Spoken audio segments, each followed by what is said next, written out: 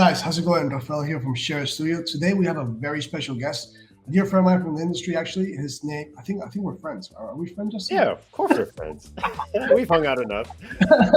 My marketing team.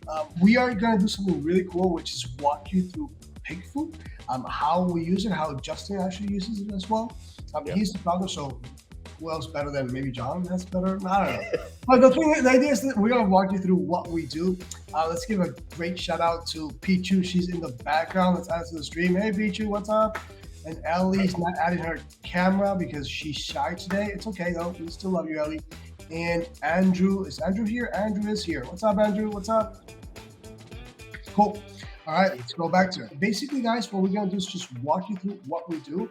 Before we get started, maybe let's have a little background, Justin, what PickFu is, why they should use it. I know why we use it. We use it to get the data and to make sure that we know what sells before it sells.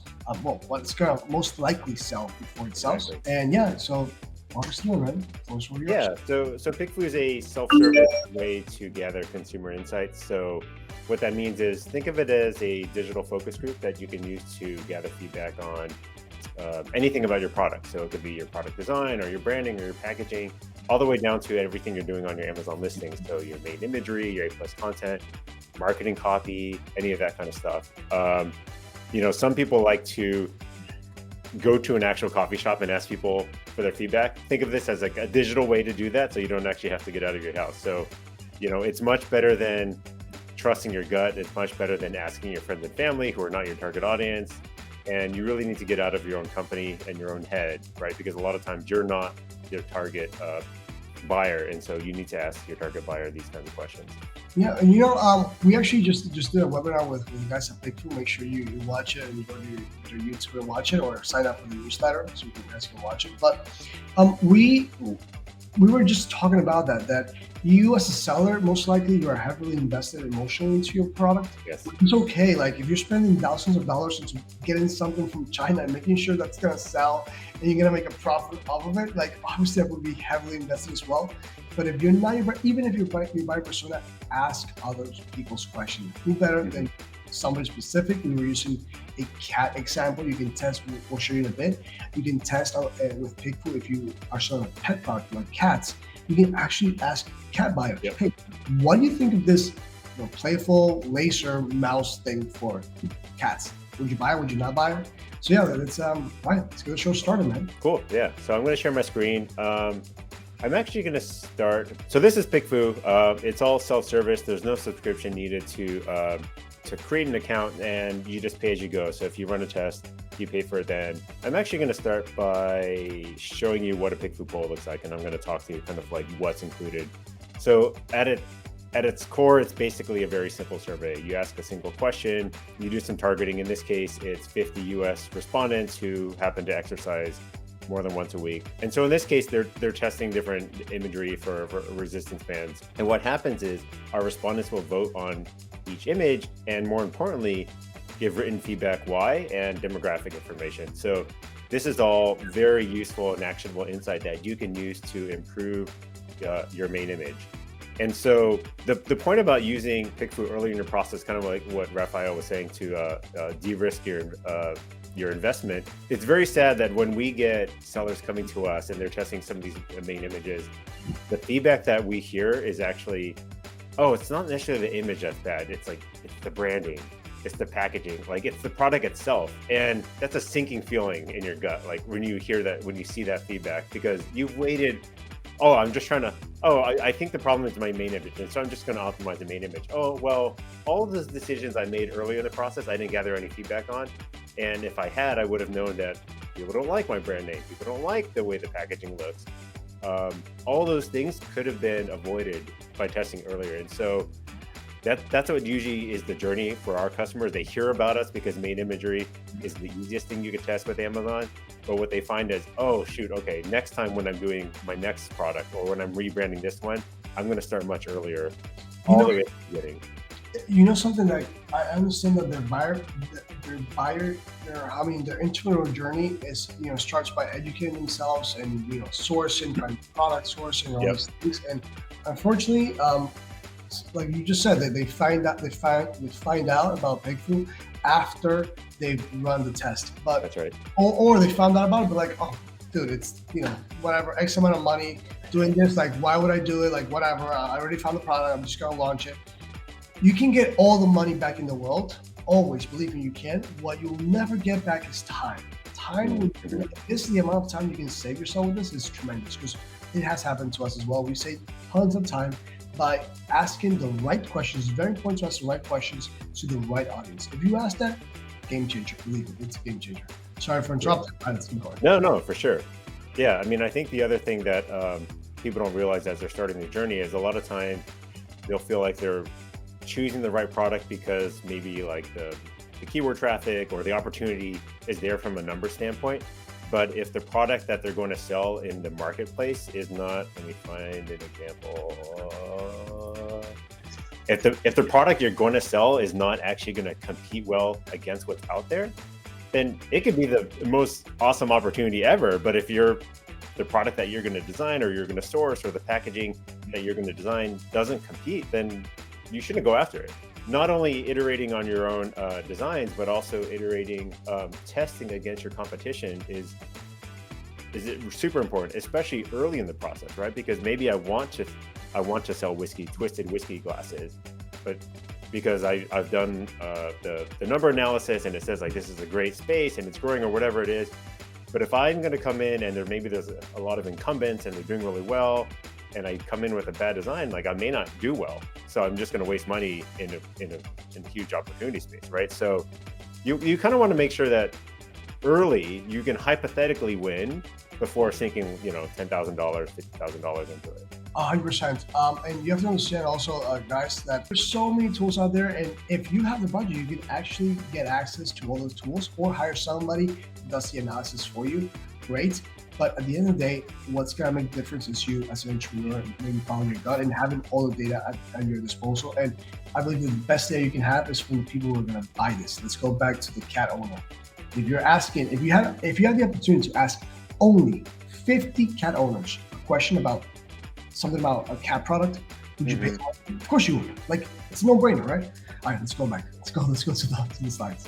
There's a lot of different ways you can start a poll. This is our kind of a newer experience that we've designed recently. And so if you've used it in the past, let me show you what a custom way to do it is. But first of all, we have all these kind of combos. So you can use these filters and kind of filter through all the different ones that we have. But what these are kind of pre-built questions and targeting and a fixed price so that it makes it a little bit easier for you to know what you can test and kind of what the wording should be. So for example, the most common one is this Amazon main image optimization test.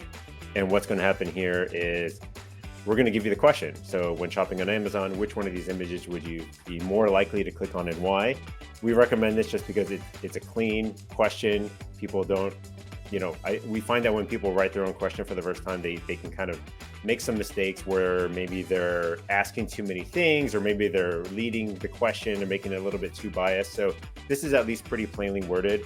One way you could actually modify this a little bit might be when shopping on Amazon, for teapots or something. Just to add a little bit of context would make, put the buyer a little bit, or the respondent a little bit in that buying mode of like, okay, I'm thinking about teapots. Now I'm, going to use that as the context. And so now you just upload a couple images. Let me see if I've got a couple that I can just upload. It's very, well, Justin's looking for that. It's very, very important to ask the right question. That does play a trick, a huge part in it. It's like, imagine, if you play with ChatGPT, like depending on how you ask the question, whether you ask a question, you gotta get different responses. It's the exact same thing. That's a really good point. Yeah. Like when you start, you don't think you're biasing it when you say something like that, but when it's yours and you're like, oh, well, I really want to understand if they like the bigger one, then you might actually write that in. So you got to be careful about it. So it's super easy, drag in a couple images.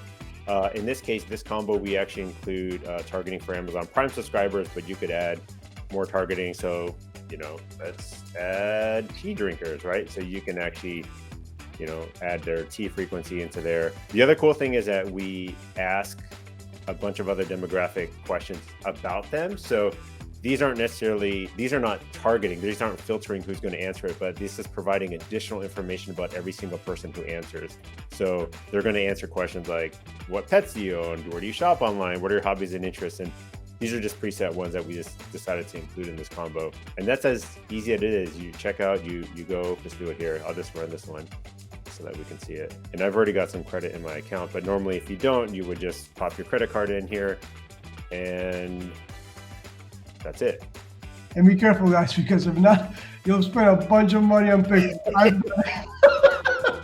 Just kidding. It is useful. It is useful. I actually encourage you to put it in your budget. We know you're spending a bunch of money on sourcing the product, learning the tools, this and that. But I would highly encourage, if you want to skip it, sure, skip it. But I would highly encourage not to skip this step, because it gives you a lot of data, and you can save so much time with this data, man. So much time. You know, I was talking to a customer once, and I was asking about how he thinks about, PickFu in the budget and everything. And the way he put it was, well, we don't really think about it because it's a necessary step, right? Like, you wouldn't say like, oh, I'm not going to do quality control or inspections, or these are all just things you have to do. Like, and if you're not going to quality check your creatives or your design, then that's crazy. Just like you would do the same for your product, right? Like, of course you're making sure it works and you're doing like FDA inspections or whatever it is, right? Like those, so think of it that way. So I'm going to show the other way to create it. So if you don't see a combo that you like here, and you could always preview them. So if you want to see what it's going to look like, this is, a preview of it. You can always click on this, design your own poll. And this might be an experience that more of you have seen. But this is where you can write whatever question you want. We have a few recommended ones. You could add 1 to 8 different options. You can do like an open-ended one. So you can just say, let's drag that teapot here again. And you could say like, on a scale of 1 to 5, does this image, I don't know, help sell this teapot? And so what they're actually going to do is they're going to take a look at one thing. They're not comparing anything, but they're going to take a look at one thing, click on a star rating, and then give that written explanation why. Giving the feedback is super important. Once you grab that feedback, you can go from there.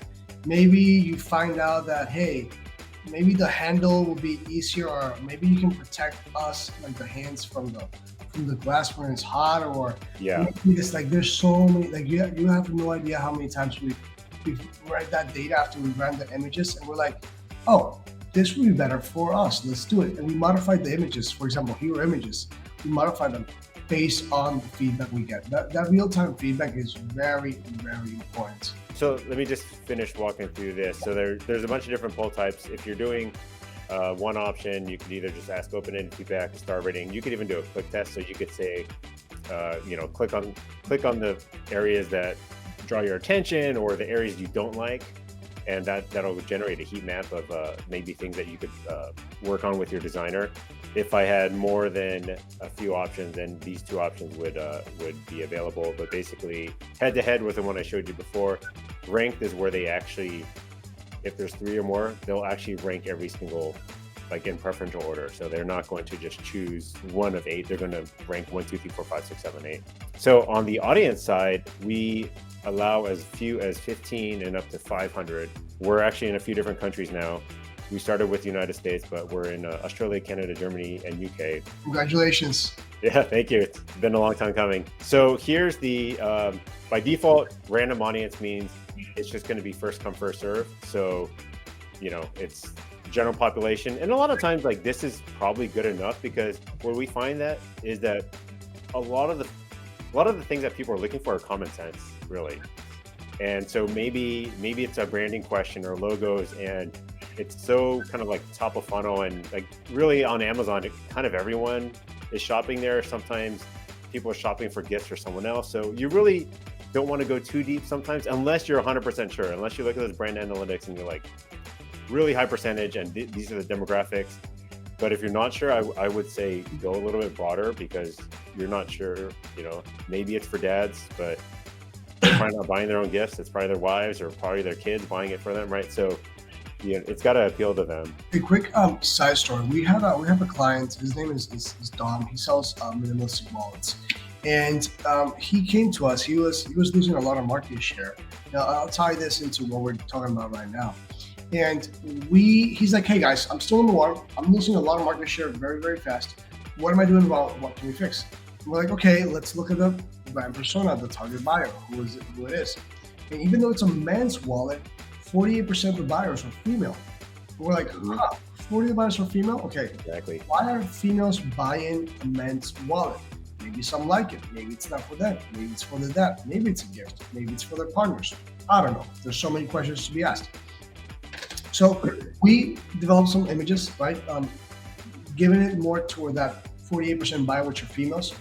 We made it as a gift. We made some images as a couple, giving it to the couple, etc. We ran PickFu tests for this. We can't show you because that's client's attorney privilege, but it increased sales by 40%, 42% if I'm not mistaken, and traffic by 53% in 1 month. Wow. It was just because we actually targeted that almost 50% of the buyers, which were female. So that's why it's important to first understand better your buyer persona. If you know it, great. Cat owners, for example, you're selling a cat product, most likely this is gonna be for people who own cats, right? Buyer persona, if you don't know, go wide. I would say yes, go wide. And then once you kind of drive in and know your buyer persona, go a little bit more niched, and that will help you convert and drive traffic way more because you're understanding the person. Once you understand the person, the group of people, it's gonna be easier for you. That actually brings me to another interesting use for PickFu, is actually kind of using it as a like understanding the psychology of your potential audience. And so we'll use this internally a lot, and we'll also do like kind of blog content using it, but we'll run questions that are kind of more like market researchy. So like, what are you guys thinking about for buying for Mother's Day? Or, you know, if you're going to buy your husband something for Father's Day, like what are you going to buy? So like, it's not necessarily comparing like your specific products, but it's kind of like trying to understand, you know, what the last gift you got, like who bought it for you and what was it for? So like, there's a lot of interesting questions just to get into the psyche, right? Yeah, Andrew, did you hear that question? That's a good one, Andrew. Andrew, make sure you write that down, man. That's good. Andrew's the CMO of Share Studio, guys.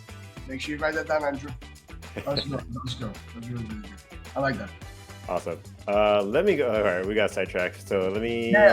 We're at 20. I like to go up to 30. People don't really like watching more than that. We found out. Yeah, we'll keep it tight. Yeah. Okay, so we were talking about the audience, and then we were talking about targeting now. So that was a random audience, target audience. Like, if you know it, like I said, go for it. We have all kinds of things like gender identity, pet ownership, dogs, cats, like nutritional supplements, all kinds of things like that. So feel free to go through this and add some filtering. If there's something on here that's not here, definitely reach out and we can look into building it. Most of these were actually through customer feedback. So definitely just let us know. And yeah, these are the same demographic questions I showed you before, but these are additional things that you're going to learn about each respondent. These aren't filtering. These are just kind of like, if you want to splice and dice, or you want to see someone who wrote something like, who are they? You can hover over the response and it'll show you, you know, how many credit cards you use or something like that, right? Yeah, so that's kind of it for this custom poll builder. One note about, I know we get a lot of questions about how many people to ask. I don't know if you guys have established, Rafael, something internally for what you use, but I would say most people are doing 50. Maybe if like it's a final product and like you're like really want to be sure, maybe they'll go to like 100 or 200. But I think this is probably overkill for most people. Where we actually see 500 being used is actually if they're not sure who the audience is and they just want to see how it resonates across like a really big group, and then kind of splice out the demographics. But yeah, curious what you guys do. We do 50, depending on it's just depending on where you're at in your entrepreneurial journey, Amazon entrepreneurial journey. But for us, we do 50.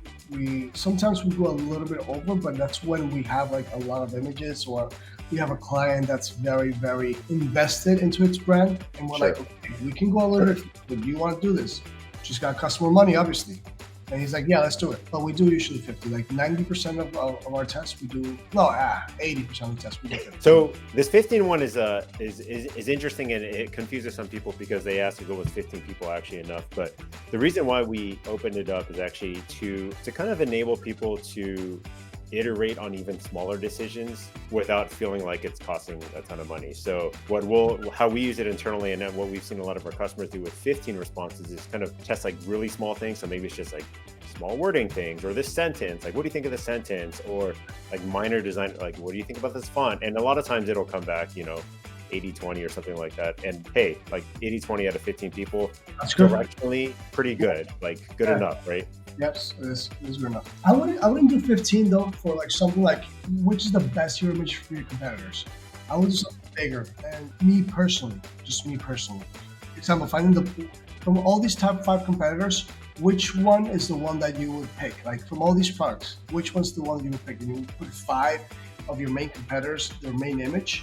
I would do 50 because after that decision, I'm gonna go and search from China, which is gonna be a bunch of money. Yeah. So that's where I would be kind of careful. But 15 for like what type of font should I use? I think that's a great thing actually. Yeah, no, that's a perfect point. Yeah, I think if something that important, I would do 50 or 100, if it's not even more, as you get your competitors. But these kind of micro decisions between your own stuff, yeah, like 15 is probably good. This is a random example, but I wanted to show off something that we have now around AI highlights. So we're always going to provide human feedback. The core of our value is providing human feedback on your creatives, because it has to resonate with actual humans. Even as we're all generating more AI content, you should still test that AI generated content with humans to see if it's going to resonate. Humans are the ones who are buying this, guys. Like, yes, they are humans. Yeah, exactly. Like until we have the bots buying it for us, then okay, then we'll do something else. But a lot of times we get the feedback that, oh, this is a lot of responses to read through. This is only 50. Imagine if you ordered 100 or 200 or 500. Just the mental analysis of the results can be kind of difficult. And so that's where our AI highlights come in. We'll actually feed all the responses into OpenAI and have it write a nice little executive summary for you, kind of calling out the important points and other things you can actually do. So we also have these AI sentiments, so kind of calling out the likes and dislikes, just to make it a little bit easier to parse. And we've got a few other things that we're working on AI related to the poll results, just to make your job easier. And so you're extracting maximal value from all these responses, because there's so many nuggets in these written responses, and if you're not reading through them, then you're kind of missing out. Before we used to have a VA, so I highly encourage you guys to use it. Which is congrats on doing this and stay on top of trend, which is very, very hard when you have a company and you have to like roll out new services and products and stuff. Like, it's hard, it's a headache, but it's a must as an entrepreneur. I believe that also happens with sellers, that they always have to be constantly launching new products, which is a pain. But it's a must. And this tool really, really helps the users. I believe this takes your services to the next level, I know we're running out of time. One last one, I guess, is this. So if you remember the the mock-ups of the whiskey glasses. So I actually made this using our Amazon mock-up tool generator. So what you could do is you could pop your ASIN in. You could even do some keywords. So you could say like teapots or something like that, and it'll grab like the top one. But here's some sample ASINs I'm going to use. For example, if I was selling, maybe I wanted to sell Legos or like a competing one, I could take one of these and I could upload the image that I'm going to use of the design that I got from my manufacturer, whatever it is. I could put the potential title I'm going to use. Maybe I think I'm only going to have like one review or something like that.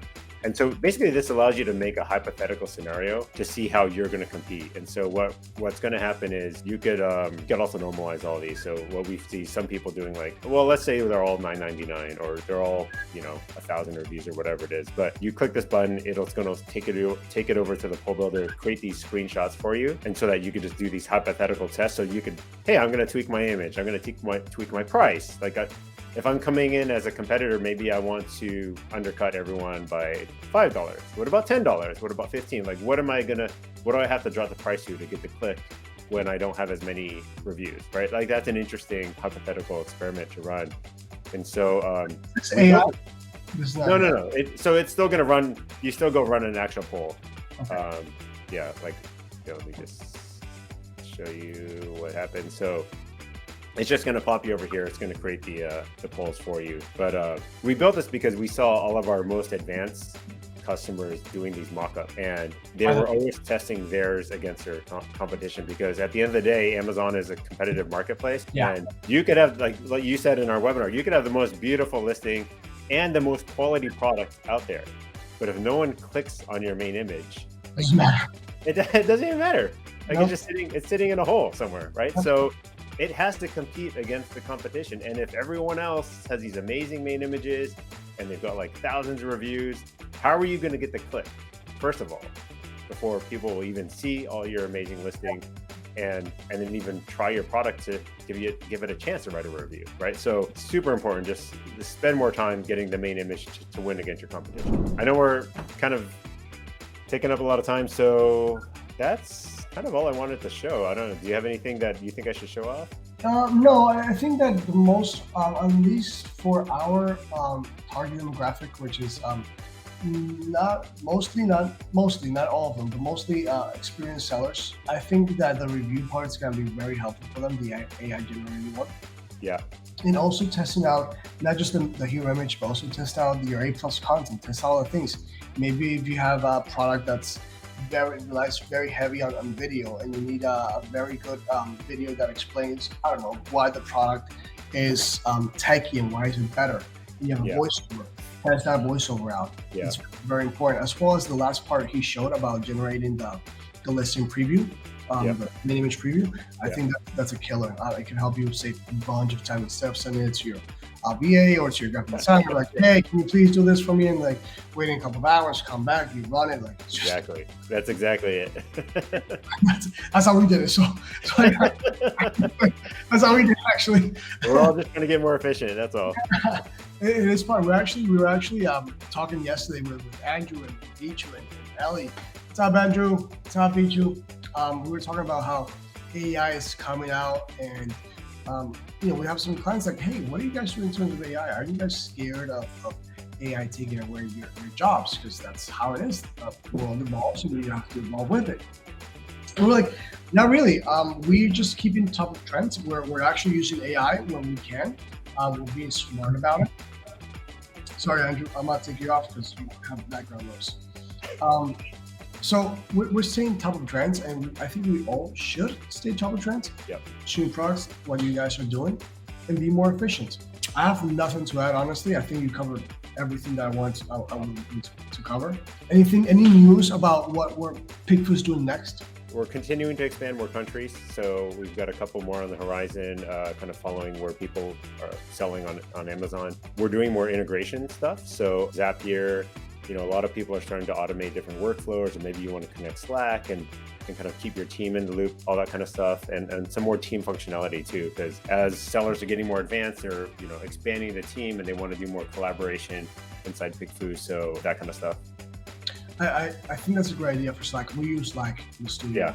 Yeah, cool. Yeah, I'll hit you up when we're ready to test it out. Yeah, that's like literally what we do all day. We like wake up, hey, what's up, guys? Good morning. Yeah. So Slack is our bread and butter here. For sure, same for us. What else want to say? Okay, guys, let me know if you have any more questions. If you have any questions for Justin, how can people reach out to you or to the PickFu team? You could hit me up on LinkedIn. I'm pretty easy to find on LinkedIn and responsive there. Otherwise, just come to PickFu.com.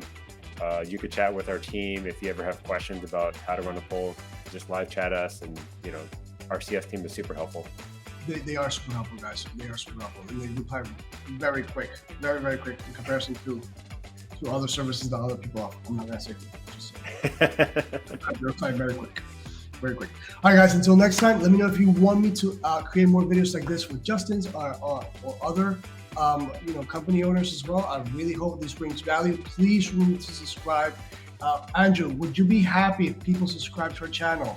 I'd be very, very happy. And just for your information, we're gonna roll out a new video on AI, and we're gonna compare some best platforms. So stay tuned. Cool. Yep. Our idea is to bring more value, more content. So until next time, guys, let me know if you need anything from us. Ciao, ciao. Thank you.